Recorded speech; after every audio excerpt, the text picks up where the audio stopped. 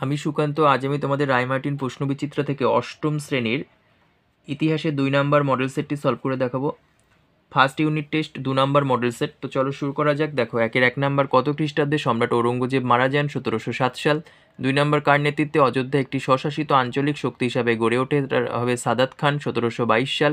3 নম্বর দেখো, দাক্ষিণাত্যে কোন যুদ্ধে ফরাসিরা ইংরেজদের কাছে চূড়ান্তভাবে পরাজিত হয়? এটা হবে তৃতীয় কর্ণাটিক যুদ্ধ।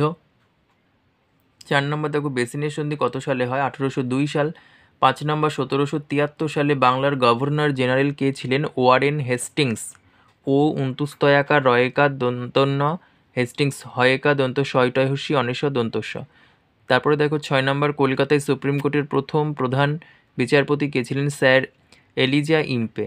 স্যার, এটা দেখে নাও, দন্ত শয়জফলা আকার র, এলিজা এ লয়হস্যি বর্গীয় জয়াকার, এলিজা ইম্পে হস্যই ময়পয়কার। তারপরে দেখো 7 নম্বর, কার নেতৃত্বে সংস্কৃত কলেজে পঠন পাঠন শুরু হয়? এটা হবে হেম্যান হোরাস উইলসন।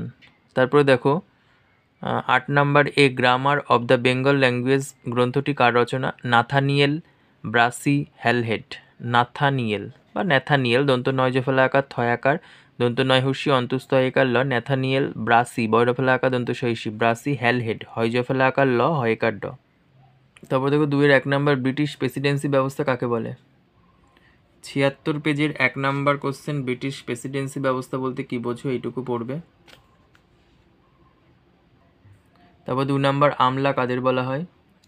দেখো page number 81, page 33 number question. এখানে দেখো, ভারতে কোম্পানি শাসন প্রতিষ্ঠা আমলাতন্ত্রের ভূমিকা। বলছে ভারতে কোম্পানির প্রশাসনিক ব্যবস্থায় ভিত্তি আরও সুদৃঢ় করতে আমলাতন্ত্র ছিল খুবই গুরুত্বপূর্ণ। সরকার নানাবিধ সিদ্ধান্তকে বাস্তবায়িত করা ছিল আমলাতন্ত্রের প্রধান কাজ।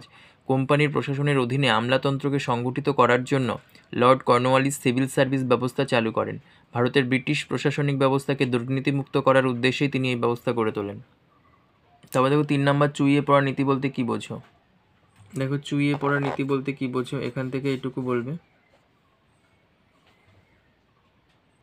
তারপর দেখো 3-এর 1 নম্বর, ফারুকশিয়রের ফরমানের গুরুত্ব কি? দেখো 36-26 নম্বর কোশ্চেন, ফারুকশিয়রের ফরমানের গুরুত্ব। বাংলায় অবাধে বাণিজ্য করা, বাংলায় ক্ষমতা দখলের পটভূমি রচনা। তারপরে 2 নম্বর দেখো, দ্বৈত শাসন ব্যবস্থা বলতে কি বোঝো? দেখো 40 পেজে 46 নম্বর কোশ্চেন, দ্বৈত শাসন ব্যবস্থা বলতে কি বোঝো? নবাবের ক্ষমতা আর কোম্পানির ক্ষমতা। এই পর্যন্ত। দেখো 4-এর 1, পলাশির যুদ্ধ এবং বক্সারের যুদ্ধের মধ্যে কোনটি বেশি গুরুত্বপূর্ণ বলে তুমি মনে করো? তোমার উত্তরের সপক্ষে যুক্তি দাও। 22 পেজের 15 নম্বর কোশ্চেন, দেখো এখান থেকে দেখে নাও।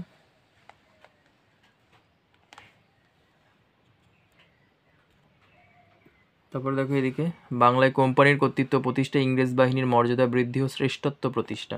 এই পর্যন্ত। তারপর দেখো, কোম্পানির আমলে পুলিশি ব্যবস্থা সম্পর্কে একটি ধারণা দাও। দেখো 64 পেজের 10 নম্বর কোশ্চেন।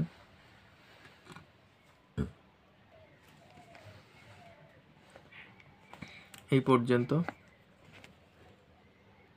তারপর দেখো 3 নম্বর, 76-এর মন্বন্তর কেন হয়েছিল? এর ফলাফল লেখো।